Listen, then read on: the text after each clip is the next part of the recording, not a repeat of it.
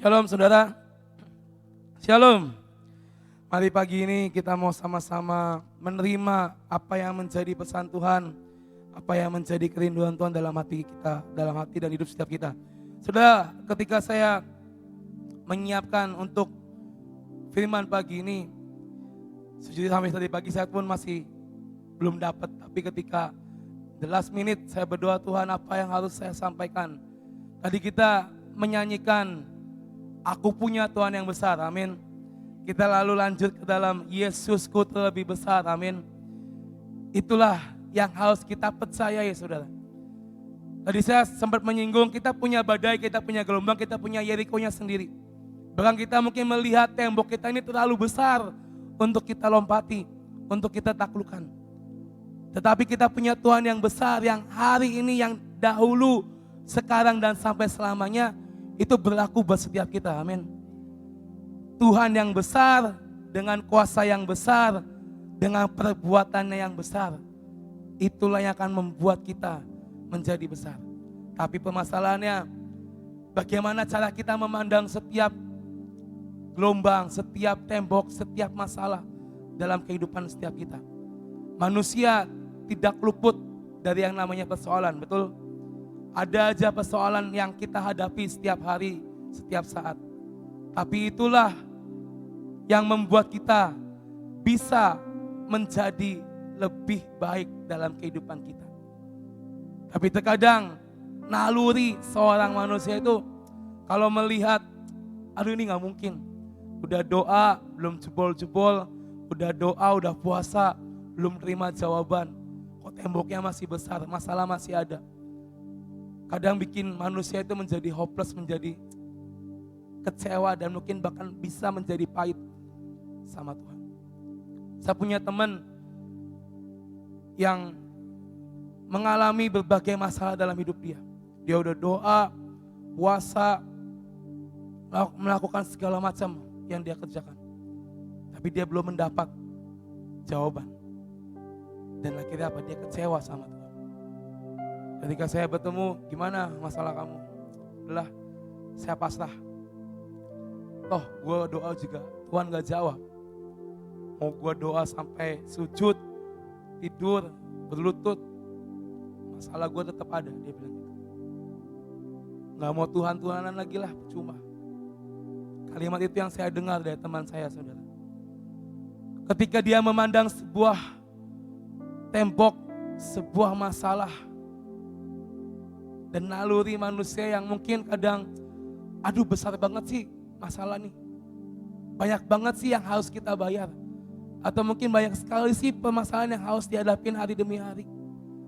Tapi kita pernah mikir gak saudara? Masalah itu, Yeriko itu, Goliat itu ada. Itu Tuhan mengizinkan semua terjadi dalam hidup setiap kita. Karena Tuhan mau melihat bagaimana mata kita memandang dan hati kita meresponi setiap masalah demi masalah yang ada dalam hidup setiap kita. Pagi ini kita mau belajar dari seorang anak Yakub yang bernama Gad. Gad kita sama-sama tahu dia adalah salah satu dari 12 suku Israel. Dalam Kejadian 30 ayat 9 dan 11 ini adalah arti dari nama Gad sesungguhnya. Kejadian 30 ayat 9 sampai 11 berkata seperti ini. Ketika dilihat Lea bahwa ia tidak melahirkan lagi, diambilnyalah Zilpa budaknya perempuan dan diberikannya kepada Yakub menjadi istrinya. 10. Dan Zilpa budak perempuan Lea melahirkan seorang anak laki-laki bagi Yakub. Berkatalah Lea, mujur telah datang, maka ia menamai anak itu Gad. Arti kata Gad, kalau kita lihat dalam perikop ini, adalah sebuah kemujuran, keberuntungan. Sebuah nama yang diartikan dengan sangat bagus. Gad, kemujur telah datang, mujur telah tiba. Kita lihat sama-sama. Gad mempunyai nama yang sangat-sangat luar biasa. Kemujuran, keberuntungan, dan keberhasilan. Itu arti dari nama Gad. Tetapi sering berjalannya waktu ketika Yakub, saudara, sebelum Yakub berpulang, dia mendoakan dan memberi berkat untuk Gad. Kita buka dalam Kejadian 49 ayat 19. Kejadian 49 ayat 19.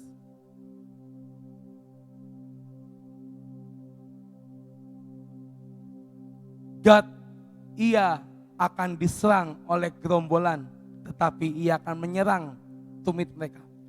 Ini doa berkat dari ayah Yakub untuk anaknya Gad sebelum Yakub berpulang. Dia dilahirkan dengan nama Gad yang artinya adalah kemujuran dan keberuntungan.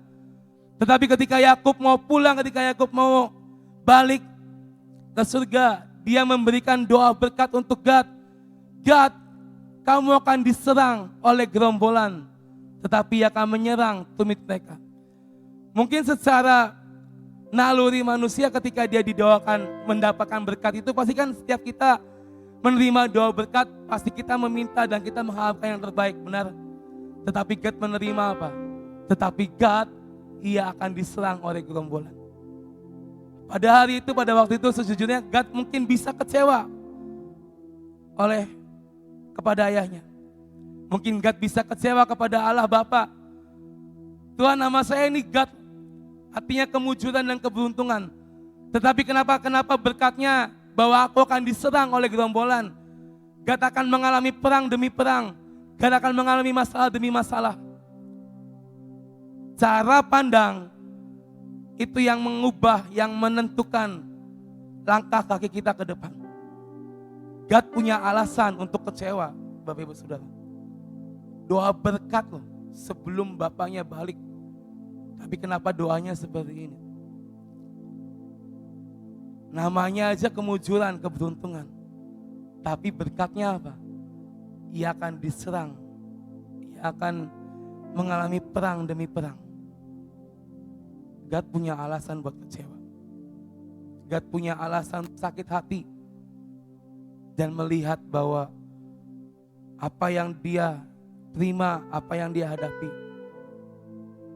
itu semua karena ayahnya dan karena Allah Bapa yang memberkati dia dengan kalimat ini. Kita sebagai manusia, terkadang kita mengharapkan yang baik, yang supranatural, yang ajaib. Tapi ketika gerombolan, ketika perang itu datang dalam hidup kita, kita tidak melibatkan dan melihat Tuhan yang besar dalam hidup setiap kita. God punya alasan untuk dia kecewa. Tetapi yang terjadi apa? Dia memilih melihat dan menerima doa berkat ini dengan cara pandang yang lain. Dia mengalami perang demi perang. Dia harus menghadapi gerombolan demi gerombolan dalam hidupnya. Sampai pada akhirnya apa? Dia mengalami kemenangan demi kemenangan. Dan suku Gad diceritakan di Alkitab menjadi suku yang gagah perkasa. Menjadi suku yang bisa, yang pandai menggunakan pedang dan tombak untuk menghancurkan setiap musuh. 3 hal yang Gad dapat karena dia memandang dan dia meresponi dengan hati yang benar akan doa berkat ini. Yang pertama, kita akan sama-sama buka dari 1 Tawari 12 ayat 8. 1 Tawari 12 pasal yang ke-8.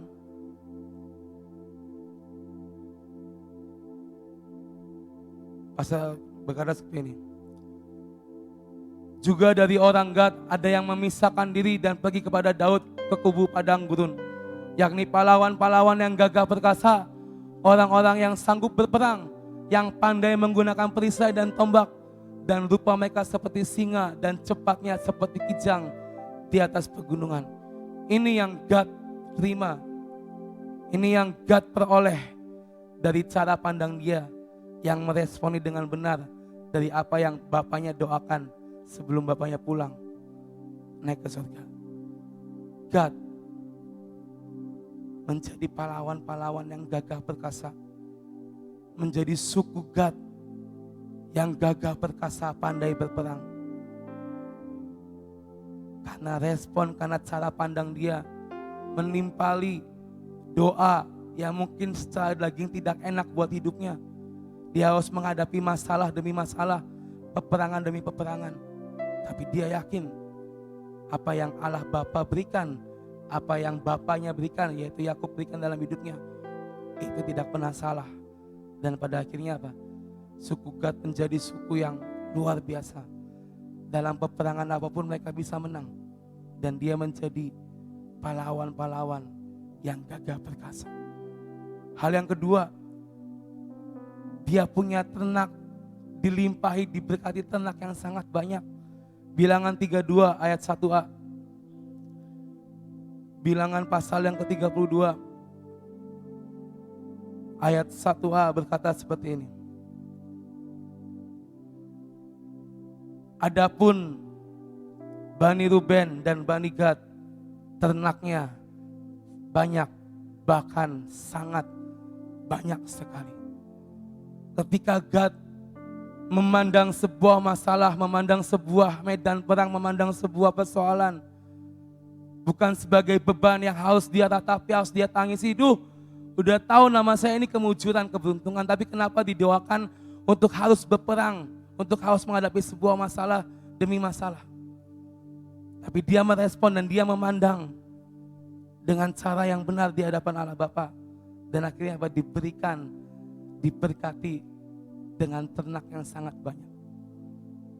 Kadang kita menghadapi sebuah masalah, kita menganggap itu adalah sebuah jurang. Kalau enggak diberkati Tuhan, pilihannya adalah jatuh lebih dalam dan mungkin jatuh miskin. Kalau hutang saya enggak bisa dibayar, pilihannya antara saya dapat anugerah berkat Tuhan yang secara luar biasa, hutang langsung beres, atau mungkin saya malah ancur-ancuran dan akhirnya jatuh lebih dalam. Ketika Gad punya cara pandang yang tepat, Tuhan memberkati dengan sangat luar biasa. Dijadikan suku yang gagah perkasa.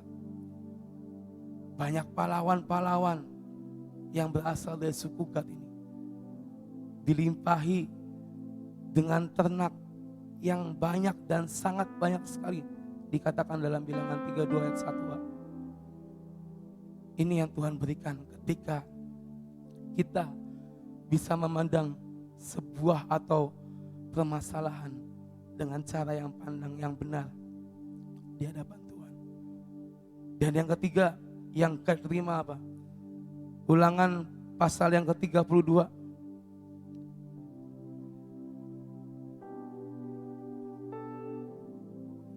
Ulangan pasal 32 ayat 1. Sorry.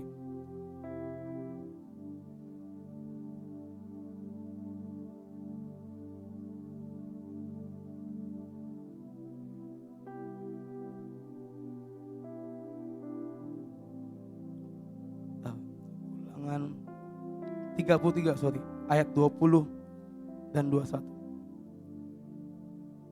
Ulangan 33 ayat 20 dan 21. Tentang Gad, ia berkata, terpujilah dia yang memberi kelapangan kepada Gad. Seperti singa betina ia diam dan menerkam lengan, bahkan batu kepala.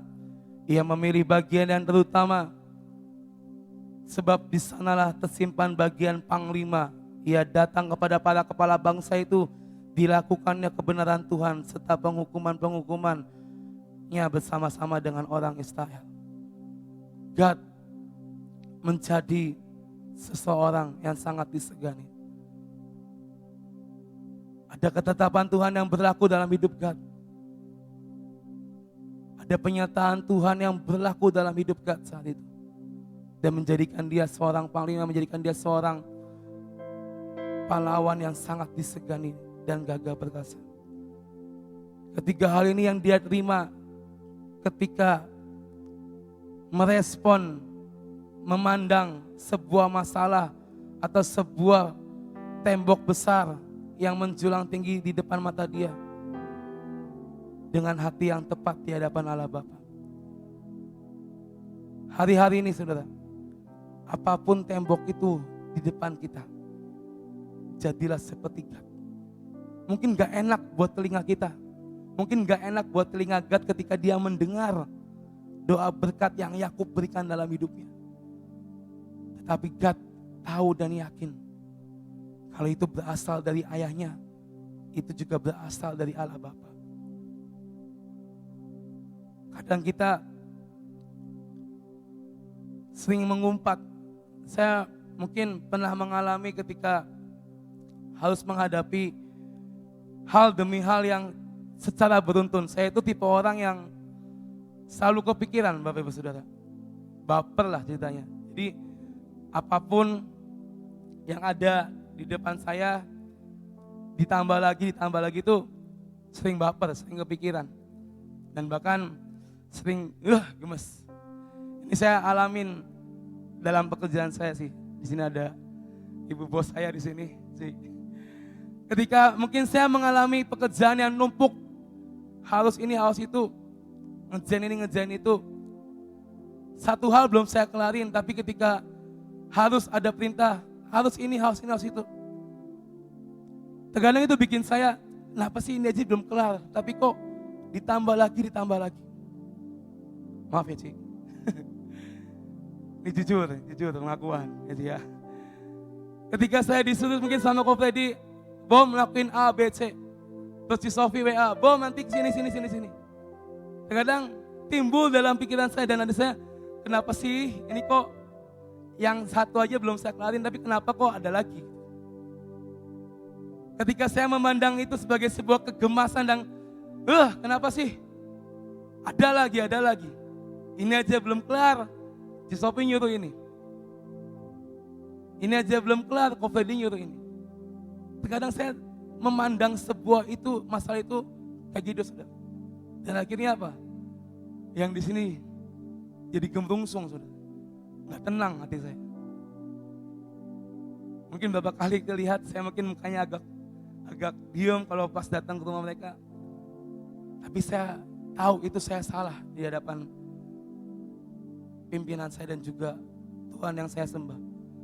Saya belajar ketika setiap perintah, setiap pekerjaan, bahkan mungkin setiap apapun yang dikasih, itu bukan sebuah masalah besar yang harus saya hadapi, bukan sebuah masalah besar yang harus saya takuti.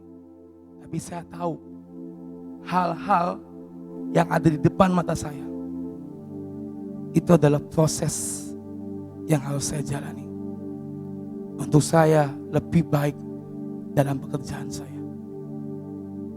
Ketika saya memandang sebuah perintah menjadi sebuah masalah besar, perintah dari yang si Sofi belum kelar datang dari perintah kedua dari Ko Freddy. Dan ketika saya melihat itu sebagai sebuah tembok besar dan sebuah masalah besar, akhirnya apa? Terbengkalai semuanya. Saya sempat pernah dimarahin sama Ko Freddy, ditegur. Tapi saya belajar, itulah didikan saya dalam pekerjaan saya. Sebuah hal, sebuah perintah, saya gak mau anggap itu sebagai sebuah masalah demi masalah yang saya jalani setiap hari. Masalah tetap ada saudara. Tapi ketika cara kita melihat dan cara kita menerima akan hal itu akan mengubahkan. Kita mau gemrungsung, gemes, mengumpat dengan perkataan kita, atau kita dengan langkah yakin mengerjakan satu demi satu. Itu yang saya pelajari dalam kehidupan saya bersama dengan si Sofi dan Ko Freddy. Ada quotes yang saya siapkan pagi hari ini, boleh ditampilkan. Let your battle makes you better, not bitter. Artinya lewat peperangan dan pergumulan kita, jadilah lebih baik, bukan menjadi pahit atau hancur. Kalau saya memilih kecewa dengan mereka, saya hancur, saudara. Kalau saya memilih melihat sebuah perintah dari atasan saya sebagai sebuah masalah besar dan itu bikin saya gemes, bikin saya kesel, bikin saya kenapa sih? Perintah terus akan menjadi bitter dalam hidup saya, pahit dan hancur. Tapi dikatakan di quotes ini, let your battle makes you better, not bitter. Lewat peperangan, pergumulan kita, masalah kita, jadilah lebih baik. God menghadapi setiap peperangan demi peperangan, menghadapi setiap gerombolan-gerombolan musuh dengan keyakinan bahwa ketika Tuhan yang memberkati, meskipun doanya tidak enak, dia tahu ada penyertaan Tuhan. Dan hasilnya apa? Ketiga hal tadi. Mari saudara, hari-hari ini pandanglah sebuah masalah, sebuah tembok dalam hidup kita. Jangan jadi suatu hal yang mumet atau apapun. Anggaplah itu sebagai sebuah proses untuk kita jadi lebih baik. Let your battle makes you better. Dan yang terakhir, pilihannya dua, saudara, pagi hari ini. Boleh ditampilin? Kita mau jadi breakdown atau kita mau breakthrough dari setiap masalah kita. Pilih yang mana, saudara? Pasti pilih breakthrough. Amin. Amin. Pasti gak ada yang milih breakdown, gak ada yang mau hancur, gak ada yang mau pahit, gak ada yang mau kecewa. Kita sebagai anak-anak Tuhan akan mengalami yang namanya breakthrough, amin. Asalkan cara pandang kita dan hati kita merespon dengan benar dari setiap permasalahan, tembok, apapun itu yang menjulang di depan kita. Maka saya percaya kita akan menjadi God-God di masa ini yang akan gagah perkasa, yang akan diberkati dengan sangat berlimpah. Itulah yang akan kita nikmati. Asalkan memiliki cara pandang yang benar dan respon yang benar. Memandang sebuah masalah bukan sebagai the last minute. Kalau kita nggak bisa kelarin, habislah kita, enggak. Anggaplah sebuah permasalahan, sebuah persoalan. Itulah yang Tuhan izinkan. Dan ketika Tuhan yang mengizinkan, Tuhan pasti menyertai. Dan ketika Tuhan yang menyertai, kita bisa menyelesaikannya. Biar hari-hari ke depan, saudara, pilih. Kita mau breakdown, hancur, berantakan, karena kepahitan, karena kecewa, karena doanya belum dijawab sama Tuhan, karena masalah selalu datang setiap hari. Atau kita memilih mengalami breakthrough, yang memandang setiap masalah, itulah yang harus kita hadapi. Let your battle makes you better. Jadilah lebih baik di saat kita menghadapi dan memerangi setiap permasalahan kita. Karena saya percaya ketika kita bisa melakukan hal ini, breakthrough yang akan kita terima. Amin. Amin. Semua mau terima breakthrough hari ini, amin. Gak ada yang mau terima breakdown, ada yang mau terima breakdown? Pasti gak ada. Semuanya akan terima breakthrough. Dan saya percaya mulai hari ini, besok dan sampai Tuhan datang, inilah yang akan kita alami. Amin. Amin. Saya minta amin yang keras. Amin. Amin. Tuhan berkati kita semua.